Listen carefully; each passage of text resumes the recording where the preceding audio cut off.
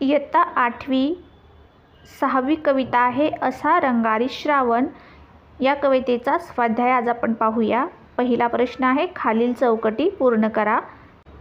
कवीने श्रावण महिन्याला दिलेली नावे।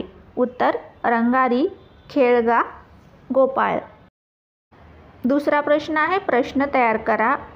श्रावण हे उत्तर येईल असा प्रश्न तयार करा। उत्तर, रंग उधळीत येणारा रंगारी कोण? इंद्रधनुष्याचा बांध हे उत्तर येईल असा प्रश्न तयार करा। उत्तर, श्रावणाने नभाला काय घातला आहे? प्रश्न तिसरा, अर्थ लिहा। रंगारी, रंगांचे काम करणारा कारागीर। सृष्टी, निसर्ग। झुला, झोका किंवा हिंदोळा। खेळगा, खेळगडी किंवा सवंगडी। 4. आकृती पूर्ण करा। श्रावण महिन्याची विविध रूपे। सृष्टीचा हिरवा देखावा, रिमझिम सरींचे गाणे, पाना फुलांचे पातळ व फुलांची नक्षी, चित्रांची मांडलेली पंगत। प्रश्न 5 आहे, स्वमत। जागोजागी चित्रांचीच त्यानं मांडली पंगत। या ओळीतील कवीची कल्पना तुमच्या शब्दात स्पष्ट करा।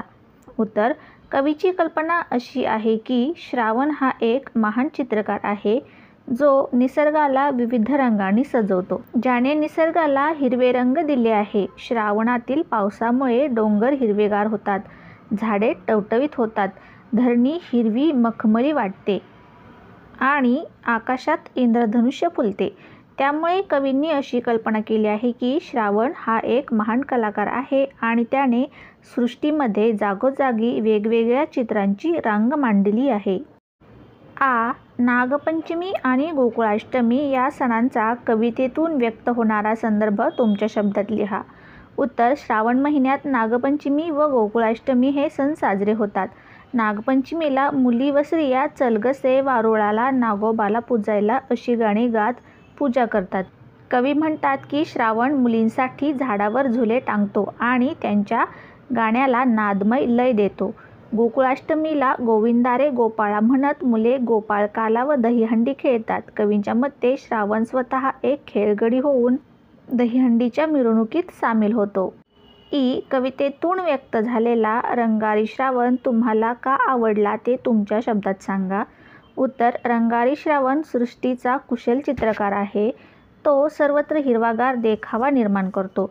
अवखळ व खट्याळ स्वभावाचा श्रावण डोंगरदऱ्यात नाचतो, नद्यांशी खेळतो आणि झाडांना रिमझिम सरींचे गाणे ऐकवतो। तो वेलींना वेण्या घालून पाना फुलांनी नटवतो, मुलींच्या गाण्यांना लय देतो आणि दहीहंडीत गोपाळ म्हणून सामील होतो। तो आकाशात इंद्रधनुष्याचे रंग भरतो, रानात रंगीबेरंगी फुलांची नक्षी कोरतो आणि शेवटी हिरव्या मळ्यामध्ये खोपा करून राहतो। हा हुरहुन्नरी व रंगांचा जादूगार असलेला श्रावण मला खूप आवडतो। खेळू या शब्दांशी मध्ये कवितेतील यमक जुळणाऱ्या शब्दांच्या जोड्या लिहा। 1. नदीशी, झाडांशी। लाजल्या, सजल्या, झाडाला, गाण्याला, बांधतो, लपतो। उपक्रम मध्ये अश्विन महिन्यातील निसर्गाचे निरीक्षण करा, त्याचा अनुभव घ्या व अनुभवलेखन करा। उत्तर, अश्विन महिन्यात निसर्ग शांत आणि सुंदर असतो, हवा गार असते, आकाश निरभ्र आणि निळे दिसते, ज्यामुळे चांदण्या अधिक स्पष्ट दिसतात। शेतात नवीन पिके डोलतात आणि शेवंती, झेंडू यांसारखी फुले उमलतात। या महिन्यात दसरा आणि दिवाळीसारखे सण साजरे होतात। अश्विनातील हा शांत आणि प्रसन्न अनुभव मनाला खूप आनंद देतो।